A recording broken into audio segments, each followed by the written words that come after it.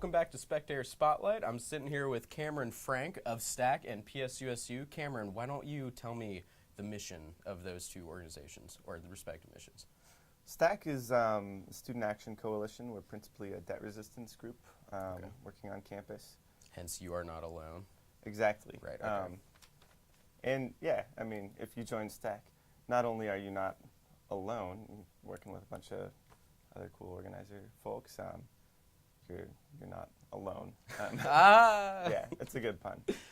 I wish we could take credit. Because you're an English major, right? Yeah, well, I didn't make that up. I think we borrowed it from some other organization. Oh. But SUSU is a little bit different. SUSU's like a coalition of student groups and individual students basically trying to create a democratic decision-making structure capable of creating for ourselves this sort of process for our own expression and voice that we're being denied here on campus.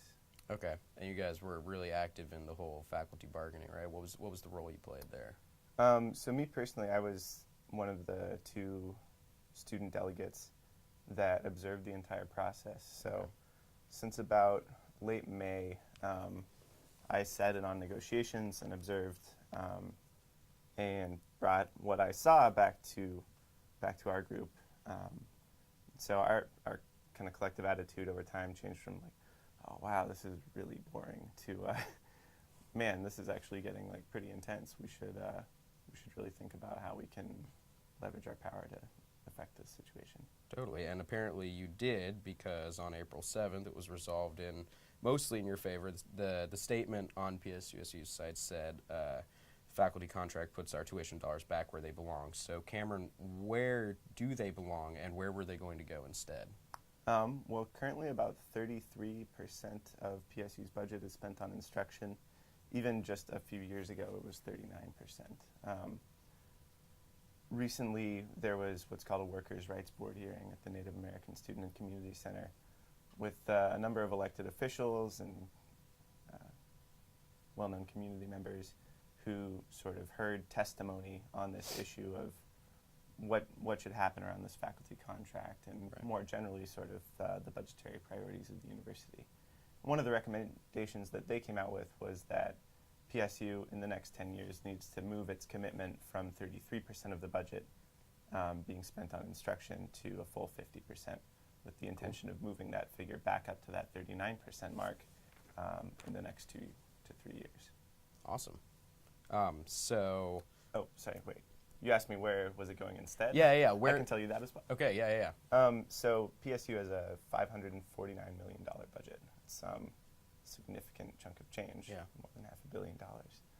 But we currently spend 1 in 8 of those dollars to pay various bureaucrats, middle management, and particularly executive administrators.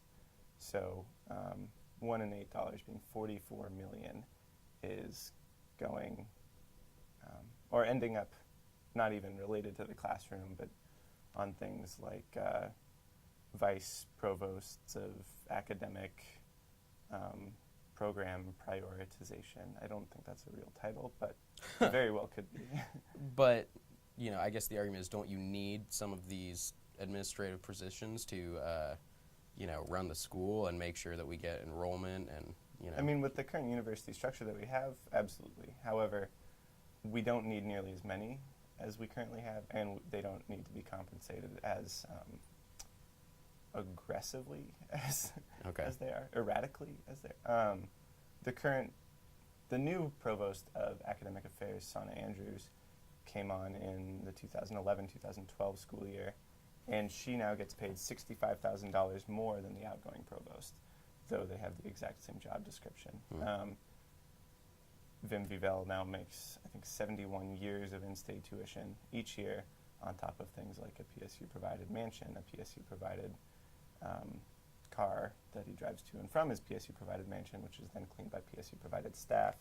Various expense accounts, his cell phone, his internet are all paid for with our tuition dollars. In the meantime, since 2002, between 2002 and 2012, we've seen a 65% rise in the number of executive administrators, so people who are either an assistant dean or some higher rank than that. The student body has not grown proportionately, though we have gotten quite a bit larger in the past decade. Okay, good answers. In an interview in our March issue, you talked about inside and outside strategies and sort of working with ASPSU, and Raylene McMillan is sort of, a lot of people say she's kind of your partner in crime. Is that a fair way to phrase it? What's your relationship with Raylene and ASPSU? Well, neither of us engage in any criminal activity. No, okay, whatsoever.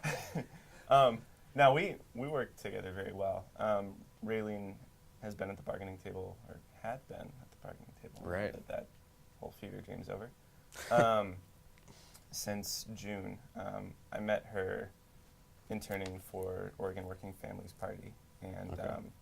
she's really incredible. And as far as like a partner in student government goes, I couldn't ask for anyone better. But like, who was the outside and who was the inside? And that's, you know, I mean, I would say that Susu is the outside strategy. We saw a gap where student government was able to do all sorts of things really, really well. right. However, sort of just by the virtue of their structure and by the virtue of the sort of institutional relationships that they have to maintain, they were really hamstrung in a lot of super important ways, that there needed to be some sort of more direct, more action-based, and a little more egalitarian of a structure to account for that, to fill that gap, to be able to sort of complement it. Okay. I like to think of it more as a yin and yang rather than Totally. being in conflict and kind of beefing for turf. Like, Yeah. oh, who's really like here for the students? Or no, I mean we need each other, I think, and I would expect in the next few years to see a far closer partnership even than before. For example, 3 stack organizers are running for ASPSU Senate, and 1 for Student Fee Committee this coming year. Awesome. Okay, so let's talk about this guy, the We Won posters after April 7th. The next step is bigger than a fair contract. What is the next step or next steps? I would say the long-term vision, in my mind at least, and I know a lot of other folks in SUSU share this vision, is basically a student and faculty and worker controlled university. There's no reason why we would be incapable of running this school. In fact, I think we're uniquely positioned to know how to best run this school, as we're the ones who are most affected by the decisions being made here. I mean, is that done anywhere else in the nation? Is that actual possibility that we can look forward to on the horizon? In the United States, nothing like this exists yet. However, I think there are a lot of really interesting models that folks have sort of begun to play around with. Recently at Ohio University, a student government slate called the Restart Slate won on the platform of being elected to student government and then dissolving it completely and replacing it with sort of a system of upwardly federating departmental student unions, Interesting. moving into like school student unions, then student unions for whole colleges, then like a giant student union that represents the whole university. And with each step up the sort of totem pole there, you have, they're increasingly beholden to the smaller ones below them. So I think it's much less likely to be abused, though they haven't had a chance to put it into practice yet since this happened something like 2 weeks ago. However, I don't think that model would be impossible to implement at Portland State. We just really need to think about how to do it right. All right, so Cameron, let me pick your brain about the Board of Trustees that's coming into effect soon. So on your April 7th statement, you said, or you mentioned out-of-touch bureaucrats, right? But the argument is that, you know, they might be an upper echelon and maybe they don't perfectly represent our community, but, you know, we're in dire needs of funds right now. And they, being business leaders, et cetera, can really bring in some help for our school maybe. What are your thoughts on this? I guess when I wrote out of touch bureaucrats, I was more referring to the current PSU administration. Okay. The Board of Trustees isn't so much, they're not really bureaucrats per se. Most of them are folks from the business community. Right. There's a student, there's a faculty member, and there's a staff member on the board. I'd say, what it's often thrown around that this is sort of an upper echelon Yes. that's going to be, not as much a community of us, but a community unto itself. So, I think the board is still very much getting its footing, though I feel a little uncomfortable with the fact that the University General Counsel, David Reese, who of course reports directly to the president, has been the one crafting all of their bylaws. I do think that we have ways to work with the board, though I do think that the structure is incredibly unaccountable. All these folks are appointed. There's really not a meaningful system of recall. Whereas before you had the state legislature as right. essentially the governing body of the university. Now you have, 12 to 15 folks whose primary experience is a business background. And I don't know if that's going to be the best thing for the university in the long term. However, they haven't taken power yet, so it's sort of yet to be seen. Yeah. I'm really interested in finding out how we can make the student trustee, the faculty trustee, the staff trustee feel really supported, and help them make the sort of connections that they need to be able to educate other trustees about really what's actually going on campus, and to make them feel supported enough where when they need to take an uncomfortable stand, they can do that knowing that their constituency has their back. How can we make them feel that support?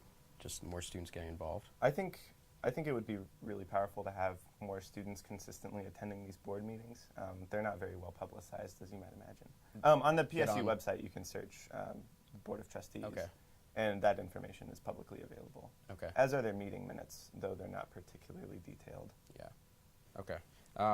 Let's change gears here. You're pretty outspoken, I think it's fair to say, against a deputized police force on campus. Let's talk about that. Why?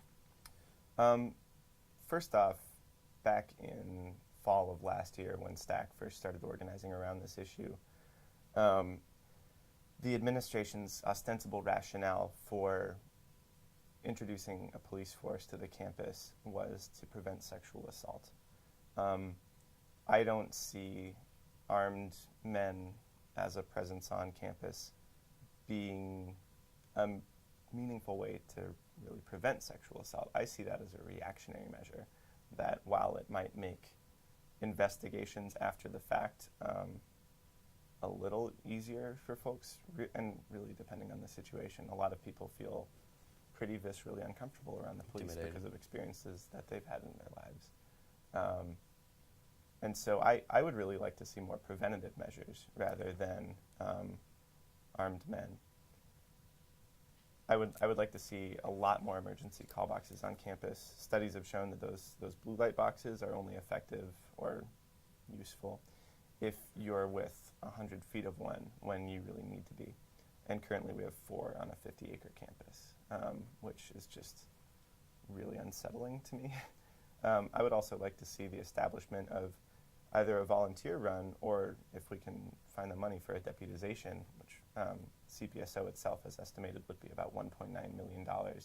I think we can certainly find money to run a paid Safe Walk program where, like, a pair of students with, a uniform and walkie-talkies are on call 24/7 to walk you from the library to your car or to your bus stop to make sure that you're safe on campus when you feel unsafe. And I really don't see that being particularly expensive, and I think it can be a lot more effective. There are a lot of community alternatives to policing. I'm particularly alarmed by the fact that these police officers would be going through the same 16-week training program that people like Ron Frashauer, the Portland police officer that murdered Aaron Campbell by shooting him in the back with a high-powered rifle when he had basically surrendered to them already back in 2009. There's one training program in the state for police officers, and if PSU gets cops, they would be required to go through this training program, and they would also, by state law, be required to carry firearms. PSU would not be able to get an exemption for that, even though we have a campus policy against weapons. Yeah. And so, yeah, these are some of the reasons that I'm kind of alarmed by this sort of backroom push for cops on campus. Additionally, I'm very dissatisfied with the process through which the Campus Safety Task Force came to their recommendations. So back in, I think it was April or May, Vim Vivel convened a presidential task force on the issue, headed up by VP of Student Services, Jackie Balzer. And the students on the task force, we have one undergrad and one graduate student, and they were handpicked by the administration. I've never met the graduate student, but the undergraduate student definitely has her head on straight and is, like a super solid person. Though when I've spoken with her, she didn't feel comfortable discussing the sort of closed-door deliberations of the task force with us. And I mean, that it's sort of this behind-the-curtain kind of thing just doesn't really seem fitting with the gravity of the decisions that are being deliberated. Yeah, it doesn't seem like something like that should be kept secret. I would like to see a campus-wide referendum on the issue. I don't see why there's any reason that the 30,000 students at this university, as well as all of the faculty, all of the academic professionals, all of the campus staff, shouldn't have some input on this if they're going to be, or not be, people walking around with guns and extra legal privileges every day. Totally. All right, last question. Me and you are heading out of here soon, but there's a lot of students who are sticking around, maybe even just starting here. How can those students get involved if, like you have? I got involved basically just because I saw a flyer and I came to a meeting, and the folks at STAC were really, really hospitable, and there were a lot of intense discussions and arguments oftentimes that really kept me interested. But folks definitely took the time to make me feel welcome and kind of acclimate me to the work that we're doing. Before last year, I had never done anything like this. And so I would encourage anyone who's interested to email us, email me, get at us on Facebook.